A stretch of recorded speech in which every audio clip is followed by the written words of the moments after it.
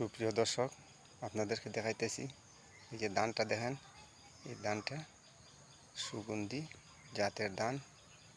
এই ধানটা কিন্তু অত্যন্ত ভালো হয় এবং খাইতেও কিন্তু সুস্বাদু। এই ধান অনেকেই করছেন বা অনেকেই করতে পারেন। এই ধান অনেকের জমিতে কৃষক ভাইয়েরা লাগাইতে পারেন। এই সুগন্ধি ধান অত্যন্ত ভালো এবং এই ধানগুলা কিন্তু দামও থাকে বেশি। এই দাম আছে ধানের, চাউলেরও অত্যন্ত ভালো খাইতে। এই ধান কিন্তু ফুলাও হয়, পোলাও ভাতের জন্য অত্যন্ত ভালো। যে দেখেন জমির মধ্যে, এই জমিতে কিন্তু ধান হয়েছে সুন্দর এবং জমি কিন্তু ঘাসের ওষুধও দেওয়া হয় নাই।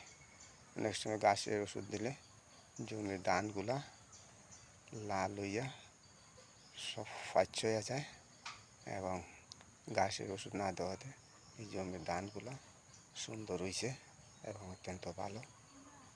যে সবাই করতে পারেন এই সুগন্ধি জাতের ধান।